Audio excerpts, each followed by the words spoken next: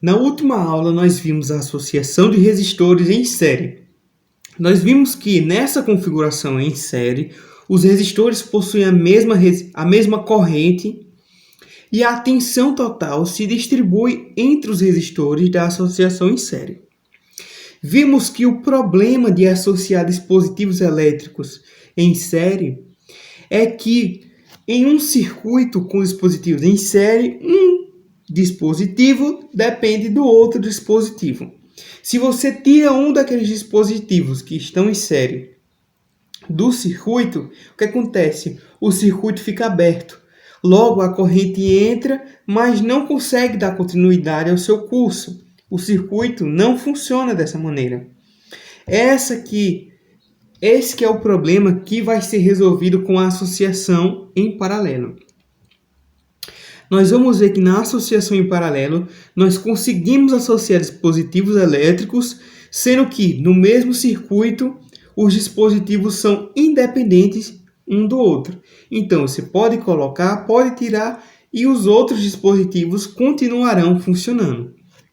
Vamos ver como que isso acontece. Antes, vamos ver a definição da associação em paralelo. O que é a associação em paralelo?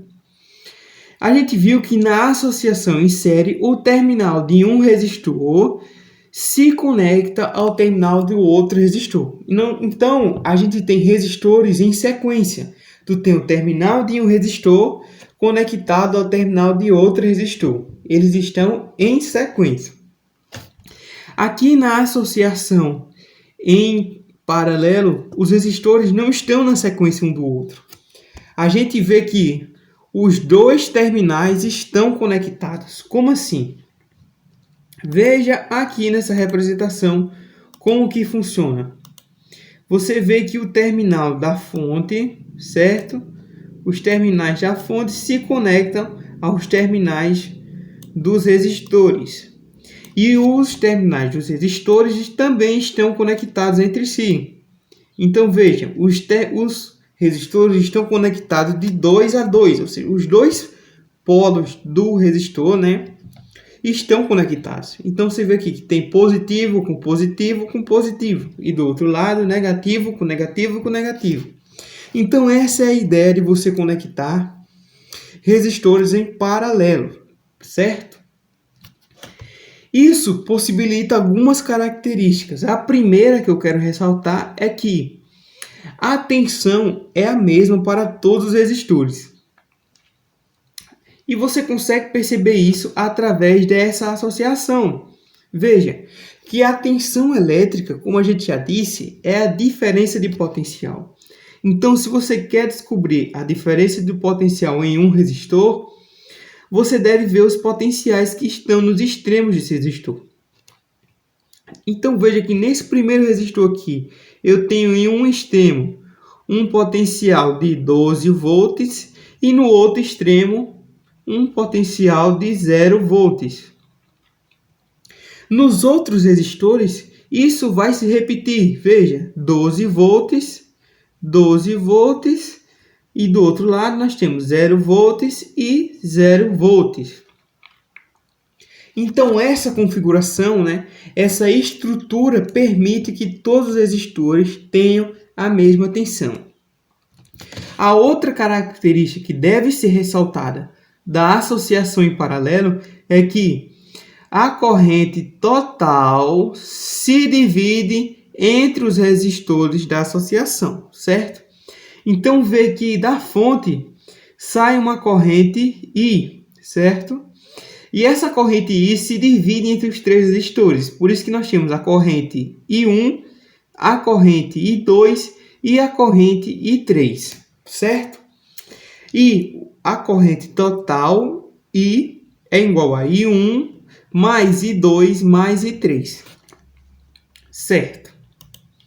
Então, essas são as duas principais características que devem ser ressaltadas da associação em paralelo. A primeira é que a tensão é a mesma em todos os resistores e a segunda é que a corrente se divide entre os resistores. Agora, usando a lei de Ohm, que diz que a tensão é igual à resistência vezes a corrente, né? É o que a gente chama de URI. A gente vê que a corrente é igual a tensão sobre a resistência. E é isso que a gente vai aplicar aqui. Então, a tensão total é igual à resistência total, que é o REC, né, que a gente chama de resistência equivalente. Então, a corrente total vai ser igual à corrente 1, que é a tensão total sobre o R1, mais a tensão total sobre o R2, mais a tensão total sobre o R3.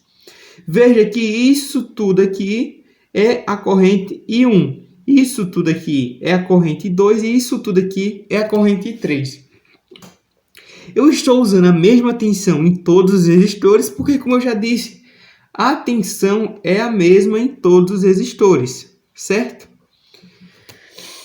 Então, a gente pode simplificar esse U, certo? Em todos os resistores. Em todos que estão aqui. Então, a gente vem aqui e corta esse U. Certo? E o que é que a gente consegue? A gente consegue essa fórmula aqui.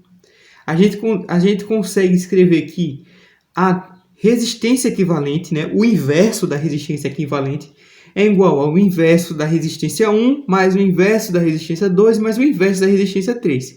Se existisse mais resistências, né? Mais um R4 ou um R5, era só continuar, né? Você teria Rns. Enfim. Então, é dessa forma que você acha a resistência equivalente na associação em paralelo. Então, nesse caso aqui, a gente tem uma resistência de 1 ohm, outra resistência de 2 ohms e outra resistência de 3 ohms. Usando essa fórmula aqui, a gente tem que 1 sobre a resistência equivalente é igual a 1 sobre 1, que é a resistência 1, né? Mais 1 sobre 2, mais 1 sobre 3. Fazendo essa soma de frações, você consegue a fração 11 sobre 6, certo? E aí, fazendo meio pelos extremos, você percebe que a resistência equivalente é igual a 6 sobre 11 ohms, certo? Então, essas são as três características da associação em paralelo. A primeira é que a tensão é a mesma em todos os resistores. A segunda é que a corrente total se divide entre os resistores. E a terceira é que o inverso da resistência equivalente é igual à soma de todas as outras resistências invertidas, certo?